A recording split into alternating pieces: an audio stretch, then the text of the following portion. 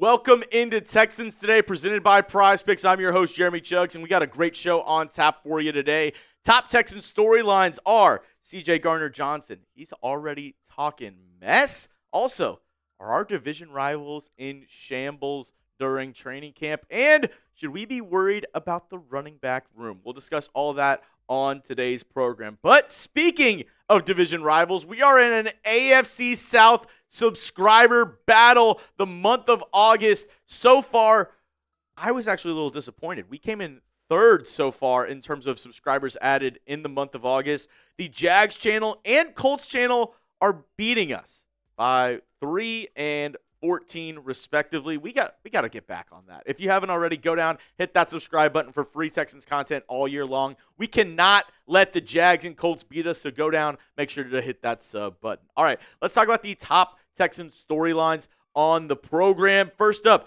CJ Gardner-Johnson. Is he already talking mess before our week 1 matchup with the Buffalo Bills? Yes, that is 4 Toro heads, 100%. He is talking the most smack right now because he's on a new squad. He is with the Buffalo Bills. Obviously, they play the Texans week 1, and he was asked about it before or after practice about, the Texans and his time with the team. And he was not, beating around the bush with how he felt about this team. This is what he had to say. Well, why the hell didn't the coach speak up about it? After the loss to the Jacksonville Jags, they decided I didn't fit well. We were already starting 0-3, so how can it possibly be one person? It's a good team, not saying nothing on the front office or the staff, but the players, they are good. All the BS that came out, it was lies. But whatever, I just can't wait to see him. So I appreciate CJ Gardner-Johnson giving the Texans, giving DeMeco Ryans bulletin board material for week 1. I hope that we get to see Nico Collins moss him when we play the Bills in that week 1. And, this gives the Texans a little extra bump to try to start out fast, because this past year they started out 0-3, and now possibly we get a little bit of a heated rivalry against the Bills a little bit in week 1, the home opener. I'm pumped for it, right? Because, if you don't know the CJ Gardner-Johnson story, I've covered it multiple times here on the channel, but it's going to be, you can go back and look and see all the reports. CJ Gardner-Johnson didn't seem like a very good teammate back in the day. But as I mentioned, the Texans, they started out slow, and we play the Bills, Bengals, at the Colts, and then up against the Cowboys the first 4 weeks of the season. And it is so important that the Texans come out of the gate strong this year. They started 0-3 last year, and yes, they made the playoffs. Yes, they were able to turn their season around and end up winning a playoff game as well. One of the only teams in this decade to start 0-3 and still make the playoffs. But that did impact their playoff seeding, right? It made it to where they didn't get a home playoff game. They had to start off on the road up against the Steelers and then had to travel and play again in Foxborough in the divisional round. And we all know what ended up happening there. So I want to know from you down below. Obviously, the Texans have a little bit of a tough schedule to start the season. What do you think is going to be our hardest game to start the year? The Bills, Bengals, at Colts versus the Cowboys. Out of these 4 games, which one of them worries you the most? Weirdly enough, for me, I don't really think it's the Bills. I think it might be the week 2 up against the Bengals. I know Joe Burrow, historically also starts really slow with that Bengals squad, but I think they've improved. They had a down year last year, and I think Joe Burrow has a lot to prove. The Texans, they have owned the Buffalo Bills and Josh Allen over the past couple seasons. So I'm not saying like that's going to be an easy game, but I do feel a little bit better about that game than I do week 2 up against the Cincinnati Bengals. We have more to discuss here on today's show, but I couldn't do it without our friends over at Prize Picks, America's #1 fantasy sports app out there. It's available in most of the country, including California, Texas, and Florida. And football, it's back. That Hall of Fame game was absolutely electric. So if you want to go ahead and make the games even more electric during the season, well, why not win some cash while watching these games? And if you're like, Jeremy, I don't know where to even start, you can go ahead and follow me on the social feeds feature. It's Jeremy_Chuggs, and you can copy the lineups that I make. This is one that I've made. It is a season-long projection, I'm going Fernando Mendoza less on his pass yards, and then I'm going Jaden Higgins more on the receiving yards, Montgomery more on the rush yards, Will Anderson more on the sacks, and then Derek Stingley more on the interceptions. You can copy my lineup or make your own. Just do it with our friends over at PrizePicks. New users, listen up. Play your first $5 and get $150 in lineups if you win. Just use code HMA when you sign up. That's right, PrizePicks, they are switching up their offer, so there's no better time to join, lock in, and win that first lineup. That's code HMA at sign up to get $150 in bonus lineups if you win your first $5 lineup. PrizePicks, it's good to be right. All right, let's go on to our next story on the program. Our division rivals, are they in shambles? I think so. I'm going 3 Toro heads on this. And each and every, we talk about the Texans and we talk about their training camp and, the good and the bad. I think overall the Texans have looked really good in training camp on both sides of the ball. Our division rivals, they've had a little bit of issues. So let's talk about it. First up, Tennessee Titans. I know they just got a deal done with Peter Skoronski, but they have been fighting during training camp, and 2 individuals have had multiple scuffles, and it seems like they are not too big of fans of each other. I'm talking Jeffrey Simmons on their defensive line, their star defensive tackle, and then their third-year tackle, first-round pick out of Alabama, J.C. Latham. And it seems like they absolutely hate each other. They've gotten into multiple altercations, gotten into multiple fights, according to our Titans guy here at Chat Sports. Jeffrey Simmons has called him out in front of the team on multiple occasions.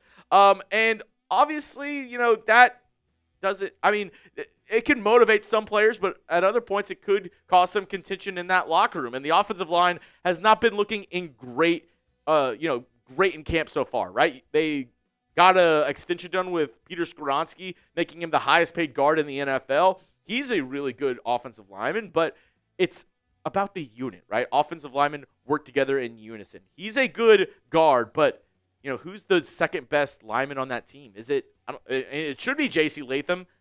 I don't know if it is. I think it might be Dan Moore, who is a below-average left tackle. So if your second best lineman is a below-average tackle, especially a left tackle, it's not looking good. So the Titans still in somewhat shambles, even though Cam Ward has been looking decent in camp. He also, our Titans guy said Carnell Tate has been looking really good as well. But, the Titans, I think they get better, marginally better, but that offensive line still is a big work in progress. And speaking of offensive line, the Jags O-line has been very worrisome so far. Their health is something that needs to be monitored along that offensive line because they have been struggling. Their starting left tackle, it's really up in the air whether or not he's going to play week 1 or, throughout the first couple weeks of the season. I almost wonder if he starts the year on the short-term IR, missing the first 4 weeks of the season. It might get to that point. And, Jags beat reporter Ryan O'Halloran tweeted out this: Jags could be running into O-line numbers problem by end of today. They were without Van Lanen on the PUP list, DeGiorgio on the PUP list. Patrick McCarry hasn't practiced with the team yet. Emmanuel Pregnon got hurt yesterday. Little got first play of scrimmage. Udoga, first play of teamwork versus Walker. So, if you're having Udoga be your starting tackle, I saw him play with the Cowboys. He is absolutely atrocious. And if they're going to be trotting out offensive lines like this, I don't care how good Jags fans think Trevor Lawrence is, they're going to be in a world of hurt. And the Jags, they're really, strapped for cash with things that they can do along the offensive line and in free agency. I don't know if there's a good solution for them. Now, they have Walker Little, who I think is a decent backup swing tackle, but if Cole Van Lanen is hurt and somebody else gets injured along that offensive line, they could have some big problems. And then going to the Indianapolis Colts, where's Alec Pierce? We've talked about this before. The Colts wide receiver 1 now on the squad, who got a hefty contract this offseason, has yet to play in training camp, has yet to practice. And Stephen Holder of ESPN shared some sentiment of maybe some worries around when he's going to be able to return. Steichen, the Colts head coach, said he still does not have any clarity on when number one receiver Alec Pierce might return to the lineup after offseason ankle surgery. Pierce, according to GM Chris Ballard, will spend a week or two on the physically unable to perform list, but it's not clear that he's closer even as the Colts begin their second week of camp. So, he said maybe a week or two, but according to the reports, it looks like Pierce hasn't even really been out there getting sideline work. Looks like he's close to returning at all. And they're heavily relying on him to be a legit wide receiver remember, they traded away Michael Pittman in the offseason to the Pittsburgh Steelers. So it's really just Alec Pierce and Josh Downs who are the proven, top-of-the-line receivers for this Colts squad. If he's injured, that room becomes much, much weaker. So, obviously the Texans, we have our issues here and there, but when you look around the rest of the AFC South, I think these other teams have some much more pressing issues that they have to address before week 1 of the regular season. Before we get into our last story on today's show, if you haven't already, go check out all of our merch. I'm wearing our Storm Patrol t-shirt right now. You can get our Will Anderson H-Town t-shirt. Also, we have our For the H tank tops. And these, perfect. When it's hot outside, you got to be able to wear something that's a little bit cooler. You can get all of these shirts right here, chatsports.com/HOU shop. Check out all of our merch on our website right now and help support the show. If you're able to, get a t-shirt, if you like any of the shirts that you see up here, all of those really help me. If, y'all, the more shirts that y'all buy, I can go to my bosses and say, hey, Texans fans, they want more shirts, they want more merch, and that allows me to create more dope t-shirts. I really want to make a cool Battle Red one, so we'll see if I'm able to do that. If you want to get any of the shirts, you can go do so right here, chatsports.com/HOU shop. All right, let's get into the last story on today's show. Are we worried about the running back room right now for the Texans? Should we be really worried?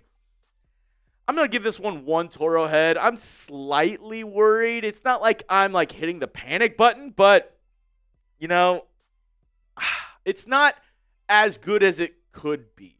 I'm not necessarily worried about the starters in this running back room. When I look at it, David Montgomery, Woody Marks, it's not that, right? I have a lot of faith that is going to be a good 1-2 duo.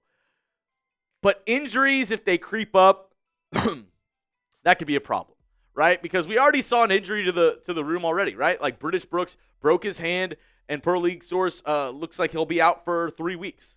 This was on August 5th that he had that broken hand.